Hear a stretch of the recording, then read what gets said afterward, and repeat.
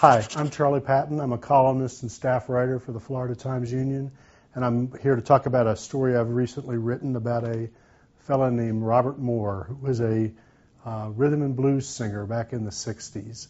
Robert was a member of a group called the Lemon Twisters, who I've been told by some of the people who were around in the 60s was one of the really hot bands in Jacksonville. For a while, they thought they might become a big national band, but as a fellow named Tom Register told me during the course of doing this story, making it in the music business is like flying a Piper Cub to the moon. It's a tough road to go. Tom was the one who actually approached me about this story. Tom was a manager and a music promoter back in the 60s, and he'd seen a story I did about the Classics 4, a group that came out of Jacksonville that was quite successful. I did it a few months ago when Dennis Yost, who had been the lead singer, died. And Wally Eaton, who is now a professor at Florida Community College, or Florida State College at Jacksonville, as it's now known, he teaches information technology over at the downtown campus.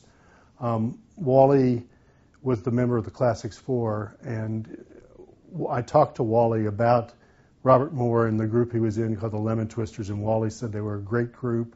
They actually reminded him a little bit of the fictional band in the movie Animal House, Otis Day and the I can't remember what the Otis Day and the name of his group was, but anyway, Robert left Jacksonville in the late 60s after it became clear the Lemon Twisters were not going to become a great group.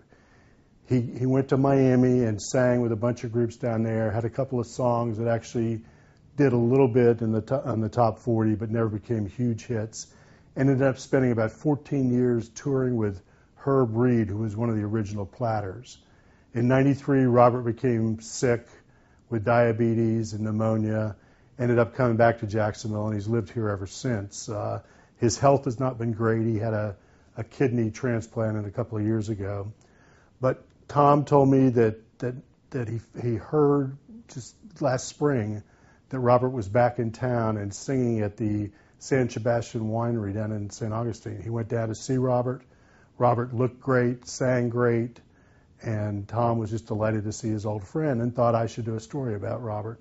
Robert's an interesting character. He's got a very laid-back attitude about his whole career. He says he doesn't worry any that he never made it as big as Tom and some other people thought he might have made it. That's the past. He's just happy to be able to get up on stage and sing every now and again, because when he's up on stage, he forgets about all his health problems, and all he thinks about is how much fun he's having entertaining people. This is a picture of Robert and the Lemon Twisters back in the 60s. They were an interesting group, and according to Tom, they were a terrifically talented group.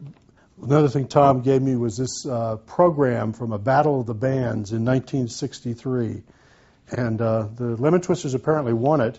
And one of the groups that was playing in that Battle of the Bands were the Classics, which was the group that Wally Eaton was part of, that later, when Dennis Yost joined them, they became the Classics 4 and went on to pretty big success once they left Jacksonville. Anyway, that's the story. I hope you look for it in an upcoming edition of the Florida Times-Union. You can find it on Jacksonville.com, or you can go to my Facebook page where all my stories are posted. I'm Charlie Patton from the Times-Union. Thanks very much.